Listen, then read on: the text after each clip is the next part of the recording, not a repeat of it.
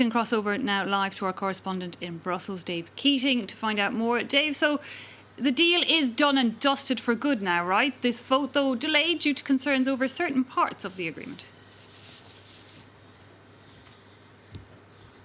Yeah, this is it. Now the deal will transfer from being provisionally applied to being fully applied. It doesn't really make any fundamental difference to the deal itself, but it means that the possibility that this deal could suddenly disappear because the parliament rejects it has been taken off the table. The question is, was it ever really on the table?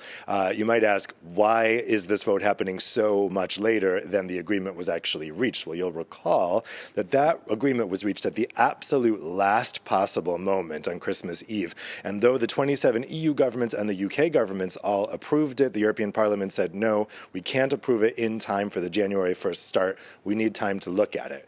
So that's why it was only provisionally applied. Now, it was expected that the Parliament would approve this in January or February, but early in the year, MEPs started saying that Boris Johnson was not living up to his commitments in the divorce deal agreed in late 2019, and therefore, how could it be expected that his government would live up to the commitments of this FTA?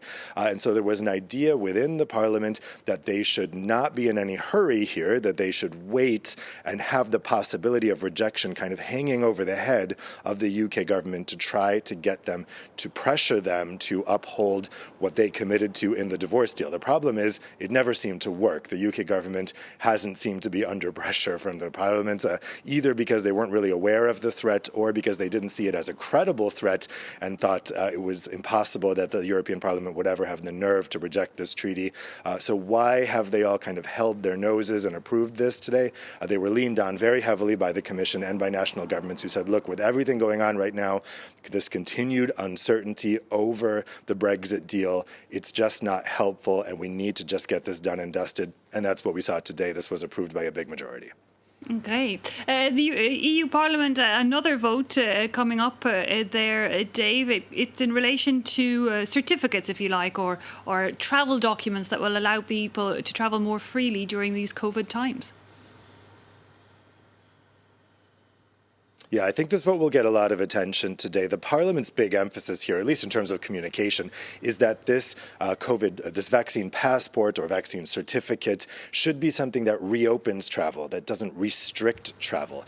So in terms of travel within the EU this summer, it is, of course, illegal for EU countries to close borders between each other's, but there are exemptions to that for health emergencies. Several countries have used that. But at the moment that internal travel is mostly open, Belgium just ended their restriction on EU travel on Monday. The problem is when countries impose really onerous testing requirements or quarantine requirements, it makes travel practically impossible, even when it's technically possible. So what the European Parliament's version of this legislation today will say is that if someone has a vaccine passport, they cannot be asked to test or quarantine. They want to make travel easy for people this summer to get the tourism industry back on track. And they say, look, if someone's been vaccinated, there is no reason to make them quarantine or test.